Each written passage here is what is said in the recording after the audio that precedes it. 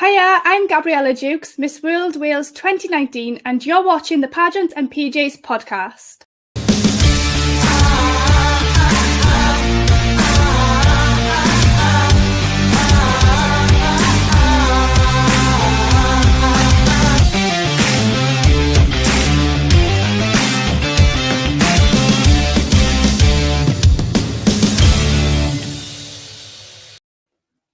Hey everyone, it's Adrian from the Pageant Project with you. My very special return guest for tonight is a familiar face, Miss World Wales 2019, Gabriella Jukes. Gabriella, how are you? Hello, I'm very good, thank you. How are you doing? Thanks for having me back on as well for the final time as Miss Wales. I was going to say, would this be almost your final interview / appearance as Miss World Wales 2019? Do you have anything else lined up? Possibly. I have one or two next week on SOC, the Welsh channel, and I think I have another Instagram live one next week. But that'll be it then. That'll be the final ones. So how does it, I told you I was going to ask you this, how does it feel now that you finally reached the end of the road, so to speak? I don't know, it's happy feelings, elated feelings, sad feelings, mixed feelings, because this title has been, how long has it been a part of your life for?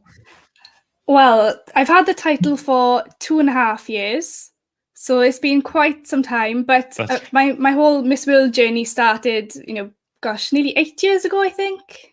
It was quite a long time ago, so it feels like it's mixed feelings, like the end of a chapter, so to speak, I think. But, it's mixed feelings. I'm feeling quite emotional, I think, towards it, because I've been Miss Wales for 2.5 years. It's quite a long time to be, known as something, but I'm excited to pass it on to someone else and see what they can bring to the role as well. So mixed feelings, yeah. I think that makes sense. I mean, you've had a very long reign, and hopefully, depending on how the pandemic goes, it will be the longest reign ever. I don't think we want to push that record even further out. But you've reigned through a pandemic, which I'm assuming when you first took the title over that you never thought that you'd be dealing with that. I certainly didn't. What have been, let's say, the highlights, and not the highlights and the lowlights of your reign? And I don't mean low lights, but what's been the most enjoyable part and what's maybe been the struggle of your reign? Oh gosh, that's such a hard question because I've done so many incredible things over the past 2.5 years. Of course, Miss World has to be the ultimate highlight, I think. Meeting all the girls from all around the world, that'll always have a place, close to my heart. But I think in terms of lowlights, the pandemic will probably, it was tough, being stuck at home, not really being able to do much as Miss Wales. I've been able to do a few online things, but it's not the same as going out and meeting people in person. So I guess that was probably the toughest part is, still having the title and wanting to do things with it, but not really being able to at all. It wasn't possible. So I guess that would probably be the lowest. But I've had so many highlights and incredible moments, and I'm so grateful for everything that, all the opportunities that I've had. I remember you saying that you took, was it chocolate digestives? I seem to remember chocolate digestives or something like that you had in your room, and all the other Miss World, like the international contestants, they were stealing them. Yeah, so I love my biscuits and chocolate, so I thought I'm going to have to take them to Miss World with me, in case you need a little snack in the evening. So I had chocolates, digestives, and I was showing them, to dip it in your tea because I love tea. Dipping my chocolate digestives in my tea, and it was Miss Indonesia, I think. She came, tried it, and she was obsessed. And because there was a Tesco's down the street from where we were staying, and she had to go and buy some for herself. But even my chocolate was disappearing because my mother sent a parcel of chocolates for me because I wasn't feeling too well, so she sent me this chocolate, and my roommate ate it. Miss Philippines ate my chocolate, but a packet of digestives, I don't know how big the packets are. Did you just take one packet? Because if people were stealing it, that would have been gone in one night, surely. Yeah, definitely. It went so fast. I think I had one packet, but then I did go and buy some more in the shops when we were allowed to leave. It's just just because it was about 4 weeks, a month away, so I needed more than one packet. And is this the right way? You said dip in tea. Is this the way that the pros do it? Because here in Australia, if you have a Tim Tam, I don't know if you know, it's called a Tim Tam slam. You bite the opposite corners because it's a rectangular biscuit, opposite corners, and you're supposed to suck tea or coffee through it. So this is what you do with the digestives as well. You're supposed to dip it in tea. Is that what everyone should be doing? Well, that's what they should be doing, I think. I think that's what they were made for. I love biscuits and tea, so anything like that, I'll go straight to my cup of tea. It's the best way. Doesn't it like this is the problem I have with a Tim Tam slam, especially if you're drinking hot stuff through it, it just melts and falls apart into your cup. Doesn't that happen with the digestive? Like if you dip it in, doesn't it go all soggy? I think there's a skill to it. So you've got to, hold in for like a short amount of time. So it gets a little bit soggy, so the chocolate melts a bit, and then, but not so much that it falls in. But I've had that happen a few times. You have to get a spoon then and scoop it out. Good, that sounds highly appetizing. Rachel here has said, hello guys, hope you are well. Hello Rachel. And Brad has said chocolate biscuits in tea is an essential. Well, I'm not surprised that you guys can agree on that, because otherwise you'd be having arguments about tea and biscuits. Do you drink coffee at all? Or is it just strictly tea? No, I don't at all. Tea, it's always tea for me. Or I don't mind a mocha, so a bit of a chocolatey coffee. That's not too bad, but I just don't like the taste. It's too strong for me, coffee. Well, I was going to say, mocha is like coffee for people who don't want coffee, because there's normally so much milk and chocolate in it that you can't taste the coffee. Aside from how to dip biscuits in tea, obviously Miss Wales is coming up in is it a week exactly, or just over a week, right? Just over a week. I don't think it's hit me yet. I'm sure it will hit you once you get there, although it'll probably still feel surreal. But obviously you've been through, as I've already said, hopefully one of a kind reign. Like, hopefully no one has to endure the same sort of difficulties that you did. But for your would-be successor, do you have any advice or tips for them apart from how to eat your tea properly, how to eat your biscuits properly?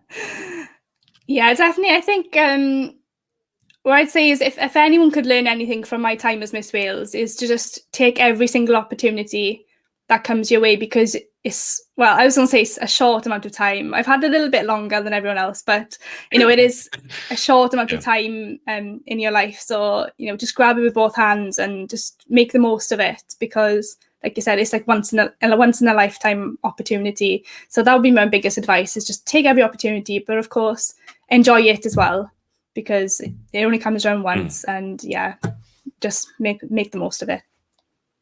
And let me ask you about any advice for the international, because as you already said, it's a long one, 4 weeks, it's a month.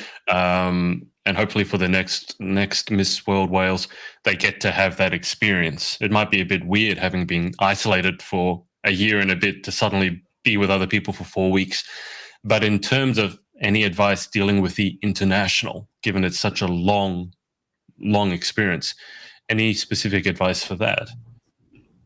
Again, I would say just enjoy it, because even though it is, a good few weeks, when you come home, you just wish that you were still there. It was such an incredible experience, but just speak to as many people as you can, make friends, because that's what it's all about. Of course, there's 111 girls there all together, and only one person can win it. So I think you go there with the mentality that you're just going to have the time of your life, and of course be prepared as well. And I'm always here for you if you need any advice or help beforehand, because there is a lot to take in when you go to Miss World. There's so many different aspects to it.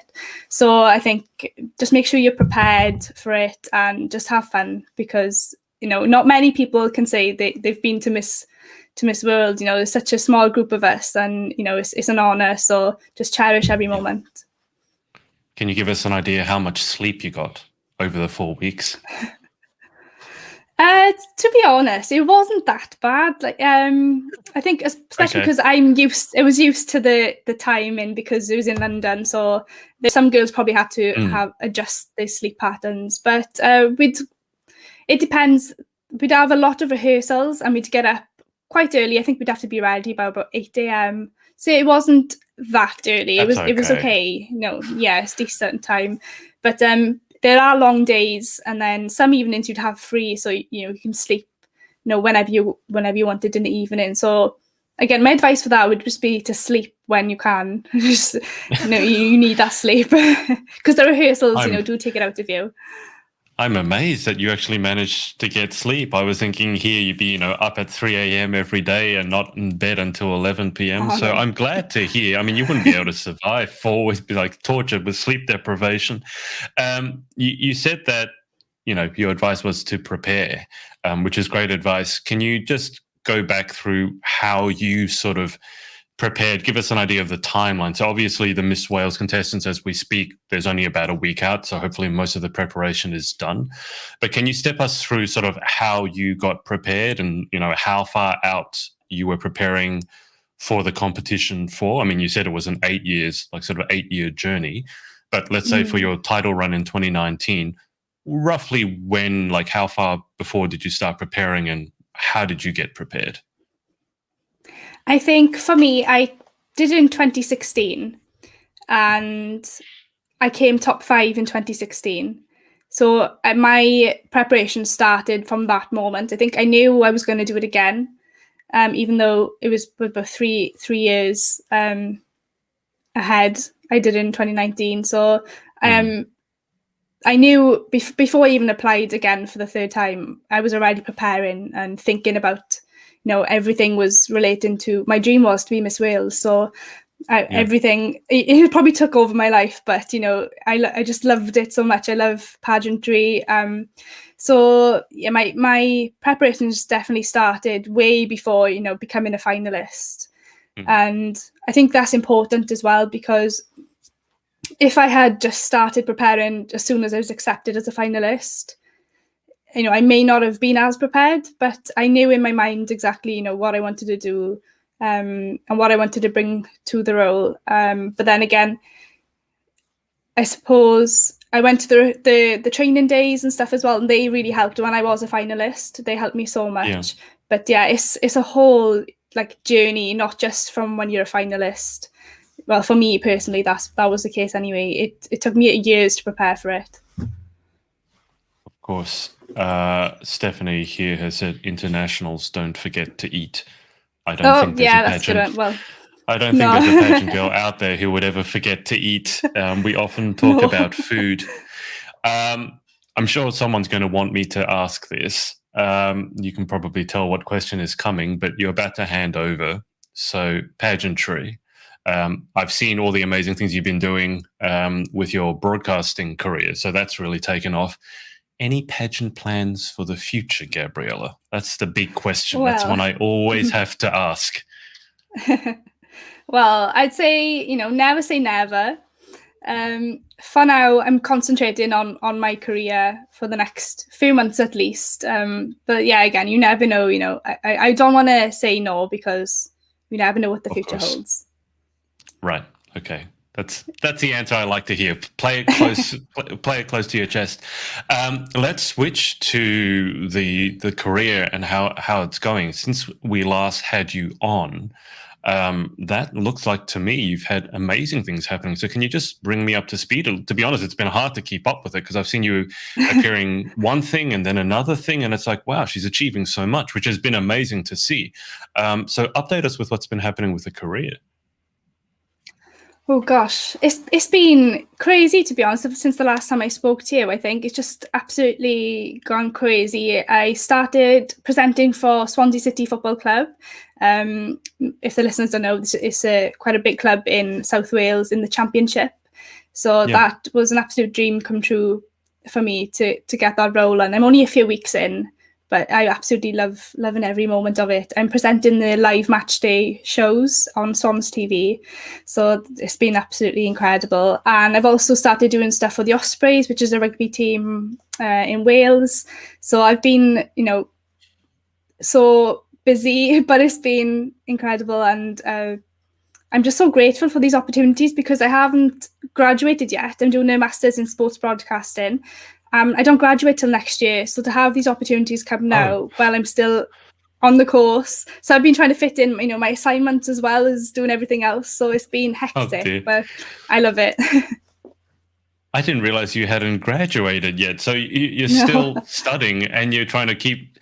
So how did the opportunities come about? Because there's quite a few pageant girls who want to get into a broadcasting career. And this might surprise some people, actually, specifically what you're doing, sports broadcasting. So, I mean, obviously you're studying, that's your field, and I'm sure, work hard. But how did those specific opportunities come up? Well, of course, I started my podcast in January. It's called She Has a Goal in Mind. So that was all about, I still going, we're on the second season now. So it's all about women in sports. We talk to women from each, different corners of sport, from broadcast to athletes, to women who are directors, work at football clubs, loads of different areas. So we had an episode on there with two ladies that work at Swansea City Football Club. And one's Sophie, she's the social media manager. And also Rebecca, she's the head of commercial at Swansea City Football Club. And I think there's only 2 women in the whole of the championship that have that role. So I thought that was incredible. So we had them on the podcast and chatted to them. And then afterwards, I messaged Rebecca about work experience because we needed to do some work experience for our course. And we tried to sort it out, but it was quite hard because of the pandemic and stuff. So that kind of, fell through. We didn't really get around to that. And then she messaged me about a job that was coming up. And but it wasn't really for me at the time because it was full time and I still wanted to do presenting. And then the opportunity came up then for Swans TV, and she asked if I was interested. And I was like, yes, oh my gosh, that would be incredible. So it just went from there, really. And then with the Ospreys, I knew a few people that worked there a few years ago, and I messaged them before I started the course to let them know I was doing this course. I'd love to have work experience again if there's anything I can help with. So I started off doing social media bits, editing videos, and then they messaged me about a new project they were doing, which is called the Ospreys Insider, which is a fortnightly news roundup show, and they asked me if I wanted to host that. So it's just it's weird to say, cliche, but everything's just fallen into place. It's a bit crazy, but looking back of how these things have come about. But yeah, it's just kind of, through networking, and I've worked so hard on the podcast, and meeting as many people as possible. So, and people have seen what I've been doing on social media because I post about it a lot. Hopefully I don't annoy too many people with me posting, but that's the way to, to get out there these days, to show people what you're up to and what you can do. So that's what, it's mainly through social media and the podcast, really. Will you have time to keep working on the podcast? As you said, you're on season 2. Your last season was about 6 or 7 episodes long? No, it was 20. 20? We've done 20 For some reason, episodes. I thought it was a lot shorter than that. Okay, 20. Geez, my commiserations. Yeah, it's hard 20. work. It really, really is. It is hard work. Will you have time to keep doing it, given, I would assume now that your career, given that the pandemic is kind of rolling back and in the UK, the freedoms are coming back, hopefully your career is going to go step to step, strength to strength to strength, which means you're going to have less and less time. So obviously that time needs to be pulled away from other things. So we give pageantry, let's say, a break for a while. Are you going to have time to keep doing the podcast? Well, hopefully. The plan is to keep doing it for as long as we can, because it's me and my friend Darcy who we co-host and co-produce the podcast. So she's working full-time at the moment, as well as, doing assignments and everything. So we're both trying to work around each other's schedules, and, booking guests in and trying to find the time where we're all available as well is quite difficult. We've done 1 episode of the second season, but we're still trying to fit in the second. So it's probably not going to be as regular as the first season was, because that was weekly.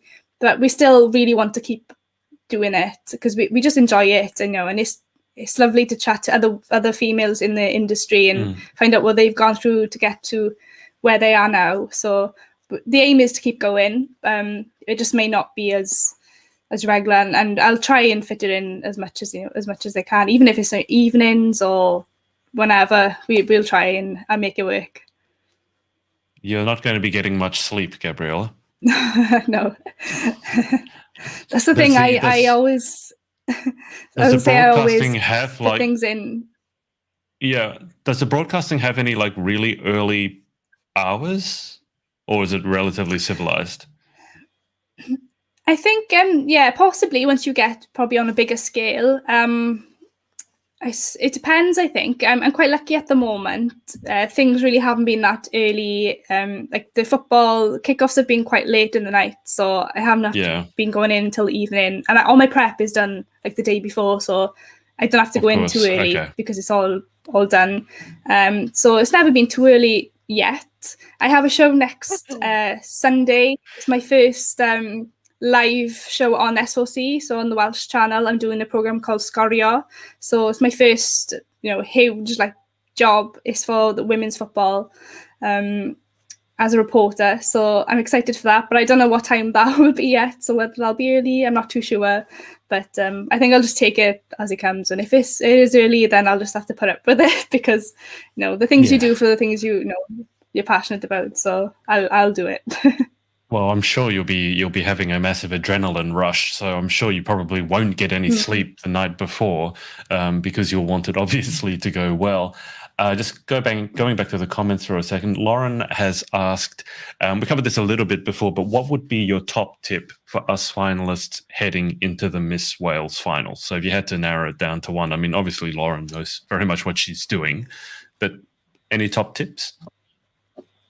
Oh gosh, tips. Do you know, it's been so long, I can't think. Probably just focus on yourself would be one, because there's so many of you there, and I know it can be overwhelming if you've never done a pageant before, when people are talking about things they've done or what they're doing for it, and sometimes people can get a bit overwhelmed. So I think just concentrate on your own journey, and I think you can't go wrong if you just worry about what you're doing. Again, enjoy, because it's incredible experience. This over 3 days, so it's the empowerment day is the best day probably of the Miss Wales final, and just take it all in, enjoy, and obviously there's going to be one winner, but just because you don't win that time doesn't mean you're never going to, make it, because it took me 3 times. So, just don't be too disheartened if you don't win or get to where you wanted to be this time. But I think that would be my top tip. How many girls roughly were competing when you won the title, Gabriella? I think there was about 35 or 36 girls. I think there's a bit less this year because of the pandemic and different situations. People had to leave and we've had a few new people in. So it's a bit less this year. But it's usually about 40 odd girls. Right. Okay. That's one thing that I actually forgot, is that the contestants, a lot of them have been getting ready since before the pandemic. So they've been preparing for probably, at least a year and a bit. So they're probably itching and ready to go as well. Lauren has said, unless you've aged out and can't do it again. That's true. Well, there's not much you can do about that, right? Unless you can age backwards. Now, Brad here has asked a question. I think he's using this opportunity to find out more about you. Who are your 3 biggest inspirations, non-celebrity? I don't even know this answer. Well, there you go. 3 biggest inspirations, but they can't be celebrities. Oh, gosh. And you can have a word to him afterwards about asking you questions during the interview. 3 biggest inspirations. 3 inspirations. Well, let's start with one. And not a celebrity. And we can go from there. Not a celebrity. There's so many, to be honest with you, in different areas. I suppose, well, Brad would be one of them, because he works so hard in his career. He's a musician and, he's done it all himself, and he's got, he's doing so amazing. So he would be one of them. I hope that's the answer he was looking for. Well, yeah, But, no, Lauren has said Brad is just fishing for you to say him, and I do agree. No. That was a very, especially since he said 3. So he's like, in the 3, if I don't make the top 3, then maybe, yeah. So, and look, he said there it is. So there you go. He did just want you to say him. Is there anyone he probably else just wants to shout out. Yeah, anyone else top of the mind that comes to you, or do we just settle for Brad as final answer? I'd probably say my grandfather as well. He's one of my biggest inspirations, and especially over the pandemic, we've been through like such a tough time as a family. And again, he's always been so supportive of everything I do. So definitely, and my grandfather, and members of my family in general, they've all been supportive. My brother as well. So it's hard to choose, small amount. Well, as long as you said Brad, I think Brad can die happy now. I want to ask you a little bit about just media appearances. So not necessarily interview, because now you're having a lot of experience where you're interviewing other people. And then obviously as you said, you're about to do your first big live broadcast. And as you well know, I don't need to tell you this, going live is a whole different kettle of fish because it's live. There's an added level of pressure. You never really know what's going to happen. And a lot of pageant girls obviously are doing interviews. During the pandemic, everyone jumped online. So everyone was doing interviews, which is great. But I feel that it'd be good to get some media tips from you as to how to sort of get your point across and come across as personable, because it's maybe not the easiest thing for a lot of people to do, because, the first time they get this thing, switch it on to live, they immediately go pageant mode or start panicking. So in terms of just the media training you've had and how to sort of present yourself, be professional and yet be personable at the same time, what sort of training or what sort of tips do you have there? I'd be fascinated to hear. Oh, that's quite a tough one. I think like most of the training I've had is from the other side, so me interviewing people. But then again, I think these days it's all about your personality. You have to be yourself, because that's what makes you personable. There's no point being, I know there's like you said, pageant mode. Sometimes people can get robotic. And there's some typical pageant answers and that sort of thing. So I think, we need to scrap that. Just be yourself. Of course, you need to know what you're talking about. Again, there's no point making things up or saying things, that aren't true, or exaggerating maybe some things that you've done. I think just be yourself. I think that's the best way to go about it. But of course, you need to know your stuff as well. It depends again what the interview is, I suppose, and of course what it is about. But just be yourself, be confident, and just believe in yourself. And I think that's the main tips, I think, for me, because it is more about personality these days, in every industry, not just pageantry. I think like from my career point of view, that's what gets everyone loving you, and I think it's all about who you are.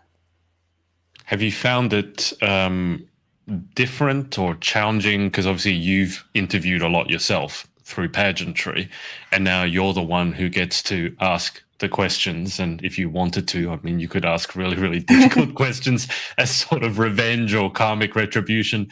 But how have you found it sort of being on the other side of the camera or microphone, so to speak? It is a bit crazy, but I think I'm used to it now. So now, like, being interviewed now by you, it feels a bit strange, that because I'm normally the one interviewing someone else. Like these questions that come up, like who's your biggest inspirations and stuff. I'm usually asking those, and in the podcast we ask stuff like who's your dream dinner guest, and they answer, and they're like, that's a tough question, and then I was like, I know I wouldn't be able to answer it myself. So it's a bit strange being on the other end.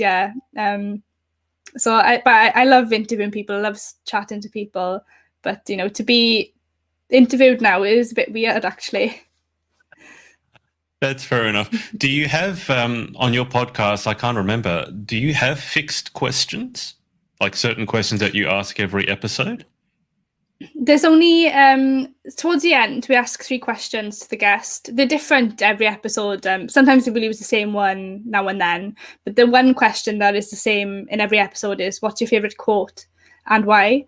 So that's the only fixed question, but all the others kind of depends on the person. We do the research on the guest, and that just depends on them.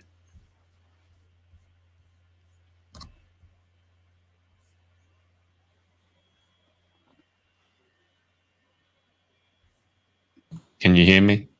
Am I still No, I can hear you. Yeah. My Hear you. computer froze for a sec. So I dropped out when you said favorite quote. So just after you run me through what you said after that. So the favorite quote question is the only fixed one that's in every episode. We also ask, because the podcast is called She Has a Goal in Mind, we always ask, what's your goal for the next year, or what are your personal goals? So them two are kind of the fixed ones, but all the rest depends on who the guest is. They're just general ones about their lives and that. Right. Okay. So, I mean, you've asked that question many times, so I'm sure you have had a lot of time to think of your own answers. So, no, in terms of a favorite quote, I mean, geez, that would be. I pick up certain quotes and then I post them, but a favorite quote, that would be difficult. Do you have one yourself? There's one that I like is what is it? Oh, you can always have more money, but you'll never have more time.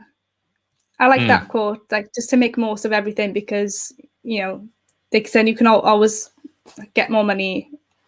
So if you want to do something, just do it, and then think about the money later. If that makes sense. That was a. But it's more about time is precious, so make the most of it, sort of thing. Yeah. Do you watch superhero movies at all? I won't be offended if you say no, but I've watched a few. Right. I only ask because at the end of the Avengers Endgame, there's a part where Tony Stark says no amount of money ever bought a second of time, or no amount of money ever bought a minute of time. And that's the advice that his father gave him. And I thought that was really, really good advice. That's a good one. Yeah. So that's that sort of thing I was thinking, time is more important than the money. But then whenever I ask the question on the podcast, and the women say all these different inspirational quotes, I'm like, oh, I like that one. I like them all. So it always makes me, think of things differently as well, which is good. Yeah, it does.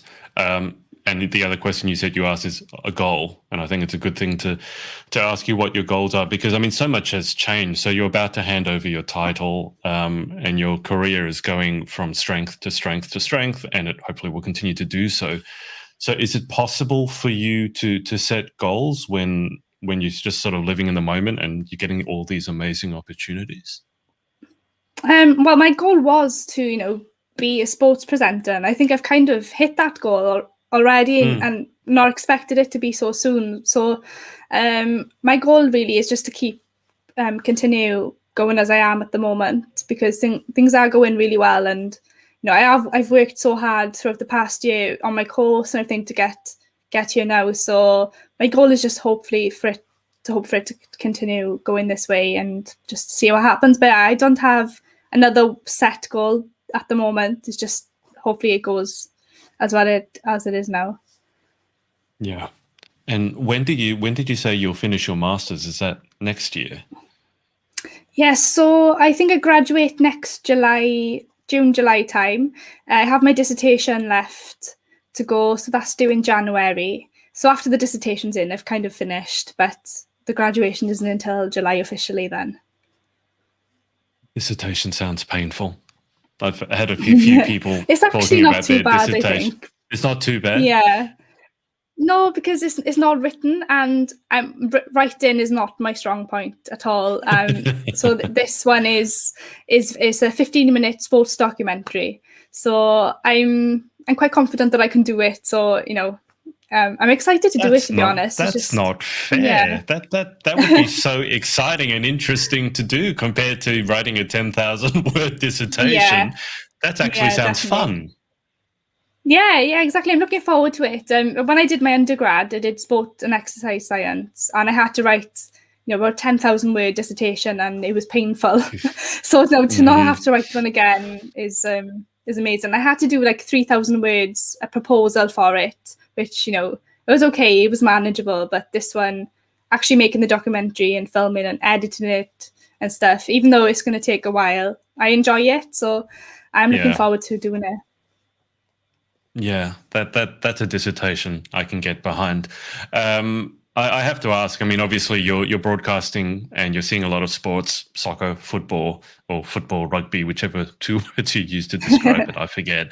But in terms of yourself, are you keeping up with any sports? Because I remember from when I interviewed you're very sporty yourself. So do you have time now to keep up with any competitive or recreational sport yourself? Oh no, I haven't had the chance, to be honest. I wanted to start back to a netball club, but I haven't got around to it. I've messaged a few people about going, and it just hasn't happened. So I would love to do that, but it's just I don't know if I'd be able to even compete.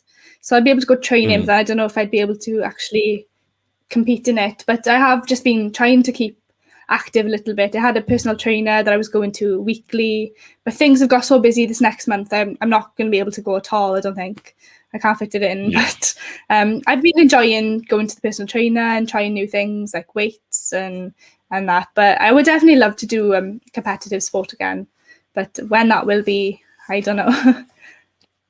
When you can fit it in, I suppose. I think on the note of sports, I want to show. So I think you posted it maybe on your, the obstacle course that you guys were doing. Oh yeah. I can't remember whether you was that on your personal Instagram or the Miss Wales one? I think it was the Miss Wales. I put a picture of us all because we only did it yesterday. Just a picture on mine, but on the Miss Wales one, I made a video. I edited a video together of us doing the obstacle course, and you're getting there's that a few video pictures on there. You got those video editing skills down now. Yeah. So here it is. I'll just show people a bit of it. Here we go.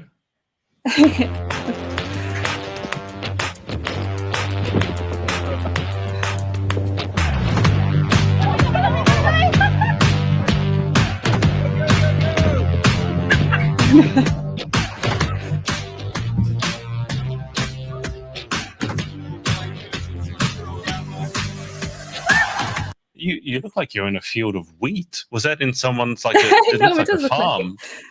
It was in the countryside. It was in the middle of nowhere next to like a caravan park. It's called a place called Adventure Wales, and it was meant to be a muddy obstacle course, and it was quite muddy, but it was better than I thought it was going to be. I thought it was going to be head to toe, your face covered, right. But it wasn't too bad. Nobody fell in, so it went well. You're not a fan of getting muddy? Well, to be honest, there was a bit that we had to crawl under that was quite muddy, and some girls got through it with nothing on them. But then I saw the mud and I thought, it's meant to be a muddy obstacle course, so I rolled in it. I just sat in it and I was like, I may as well. What was the toughest part of the course? There was these wooden walls that were quite high, and there was nowhere to put your foot in, nowhere to grab onto. So they were really difficult because none of us could get up on our own. So we did a bit of teamwork and helped each other over. But that was quite hard, pulling yourself over them. And then I think that was probably the toughest bit. The other ones were quite fun, I thought. And again, there's one that was like a tunnel and you had to crawl in, and it was quite confined space. So that was quite hard. Yeah. But I've got a few bruises and grazes from it. So I've got evidence that I did it. Is that girl wearing an Italian flag as a dress? No, I think it's like a Welsh tutu. So it's the Welsh colours in a form of a tutu. Okay, I was going to say that makes more sense because just from looking at it, it looks like an Italian flag, which I was confused about. Looking at it now, it does a little bit, but no, it's meant to be the Welsh colours. Well, that's certainly something different. You don't see pageant girls rolling in mud every day. How have video editing skills, come on. I can't remember if you are naturally a tech person or not, and video editing is not the easiest thing in the world. I've got to assume that your video editing skills have up-leveled significantly. Oh, definitely. When I started the course, I had absolutely no clue of where to start. We had, workshops on Adobe Premiere and all these different software, and I didn't have a clue. I remember just sitting there staring at my screen thinking I can't keep up with it. I had no clue. But whenever I set my mind to something, I always, want to make sure that I can do it and achieve it. So when it was like the Christmas holidays, I made sure I sat there and just for hours I would sit there and edit videos, things that we'd filmed at uni. I would just sit there for ages trying to work it out. And so I got there in the end, and I think, they're not too bad. I've been working recently for World Rugby, so I've been doing social media, producing for them, making videos for their platform. So yeah, I think it's come on really well, and it's crazy to see work that you've done. This time last year, I wasn't even on the course yet. So, how far I've come in a year of doing it is crazy. To see my work on these big, massive, like Instagram pages, and they've had hundreds of thousands of views. So I'm just like, whoa! I never thought a year ago that would happen. That's got to be surreal. I found, because I use Adobe Premiere as well, and I don't know if you found the same thing, but it's a software I think you can be overwhelmed by how much you can do, because there's so many things it can do. But I think it's important just to focus on the bits that you need for yourself to use, because I mean it's a completely professional suite. I mean, your Hollywood movies are edited on it. So sometimes when you take a course like that, you're just overwhelmed by how much you can do. And I think, I don't know if you found definitely the same, just focus on the bits that you need for your work, not the 99 billion other things it can do that you'll never need to use. Yeah, to be honest, I probably don't even know half of the stuff that it can do, because I've just, I use the same things sort of over and over, because I think once you know the basics, you're fine. You can just, do it. That's all you need is the basics. Yeah, like you said, there's so much to it. I don't think my brain would even cope with half of this stuff that you can do in there. So I just like to keep it, simple. Yeah, that makes sense. Gabriella, just before we wrap up for the evening, I'm sure you're going to have a handover speech or handover, and you've been working on that. Is there anyone that you want to give a shout out to for the last 8 years, as you said? You've mentioned Brad already, so don't forget to put Brad in there. But just in general, any shout outs, directors, sponsors, family, friends, that sort of thing. Yeah, definitely. There's so many people. And well, this afternoon I had to sit down and write some words for the Miss Wales final programme. So, I had to sit and really think about it, and I was getting quite emotional, thinking back of everything. But yeah, I would definitely, of course, like to thank Paula Bandonata, who's the Miss Wales director, for making this all happen. And I know it's been tough the past year trying to work out when the Miss Wales final could happen, and she's done so amazing over the past, well, how many years she's been running it, giving so many girls the opportunity and platform to achieve their dreams. So thank you to Paula. And of course, my family, my mother, my brother, my grandparents, everyone in my family, for being so supportive since 2014, since I first started Miss Wales, and for putting up with me, and especially Brad as well in the house, putting up with me for, I know sometimes it's all I talk about. I can't help it. But thank you all for always being there and coming to my events and supporting me, and my friends as well. They came to Miss World to watch, and they've come to and then they're not really pageant fans, but they'll come and support everything I do. So thank you to them. And sponsors, gosh, Kelly and Mandy from 102 Couture, my dress sponsors, they've been absolutely incredible. Trying to find me my dream dress for Miss World was hard work probably, so they went above and beyond for me to find the perfect one, and they still are so helpful. I'm so grateful to them. And of course, sponsors Cardiff Diamonds as well have been amazing, and so supportive in everything I've done as well personally. And gosh, everyone, Laugh and Dental for perfecting my teeth for Miss World. So yeah, there's been so many people. I hope I haven't forgotten anyone. I probably have. There's been, absolutely so many people have helped me along the way. From the previous winners as well, for giving me tips and helping me throughout my journey. There's just been so many, but I'm so grateful for everything, and the opportunity to represent Wales has just been the dream, really. Yeah, when the journey has been as long as yours, there's a lot of people to thank. It's what they say, like takes a village to raise a child, that sort of idea. Yeah. Final question, just in terms of emotions, how on the waterworks scale 1 to 10, how much? You strike me as someone, especially, and given that you've done so much media now, you got to keep your emotions under check somewhat. So you strike me as someone who could probably keep your emotions in check fairly well. But in terms of how much waterworks we're expecting, are we expecting completely stone face, no emotions, or 10, a complete snotty mess? Like, where do you think you're going to be falling on the scale? I honestly don't know. When I won Miss Wales, I didn't think I would cry, and I was a mess. So, and every time I think about handing over and doing a speech, I get quite emotional thinking about it. So, God, I really don't know. I don't know what to expect from myself. But I'll try my hardest not to cry. But I'm not gonna lie, it probably will. It probably will. Probably not at the main final. I think I'm hosting, so I'll probably try and keep it as professional as I can. Okay. But in the ball, maybe, I don't know, honestly. I think it's strange to say that we've been waiting for so long for this to happen, but now it's happening really quickly, and it's just trying to get my head around it that this time in a few days I won't be Miss Wales anymore, and there'll be an amazing new Miss Wales. So it's just crazy. Well, you'll always be Miss Wales 2019. No one can ever take you away. Take that away from you. I didn't realize you were hosting. That's got to be a tough gig. You got to keep it together whilst you're going to be highly. That'll be a challenge. That might be your toughest challenge yet, as a sort of a broadcaster, is to stay professional whilst going through a whirlwind of emotions. That's going to be tough.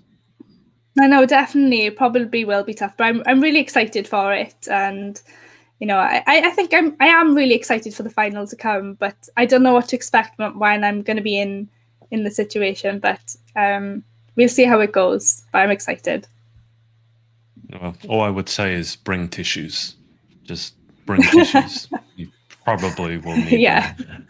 Just in case. Well, Gabriella, let's leave it there for tonight. Congratulations on your amazing reign. Congratulations on how your career is going. I love seeing you guys kicking goals. And thank you so much for coming on tonight. Thank you so much for your time. No, thank you for having me. And I love coming on to chat to you. So thank you for having me. I've really enjoyed it. I still remember the first time we interviewed. Have you changed your opinion on Velvet? No. Still the same. I can literally just see your composure crack right there as soon as I said Velvet. I wish it was. I don't think I will ever forget that answer. It's been one of the answers no one else has ever said that, and most people love it so much, and you're just like, I can't talk about it. One day, I can't. One day you'll be able to tell me where that stemmed from, because it seems like a deep-seated psychological issue. If it is, I really don't know it, but it haunts me daily. We have a blind in the kitchen, and it's velvet, and sometimes you have to take it down and put it, and it's like a roller one, so you have to roll it with your hands. And Brad does it on purpose. He makes me put it back up because he knows. Okay. Well, good to know there's fun happening behind the scenes. Gabrielle, I'll keep you on the line for just a sec whilst I hang up with the audience. Thanks everyone for watching, whether it's live or on the replay, and we will speak to you next time. Bye for now. Thanks for watching. Just a reminder to you entrepreneurial types to come and join us at our Facebook group, facebook.com/groups/the Pageant Boss. I'll see you inside and see you in the next episode.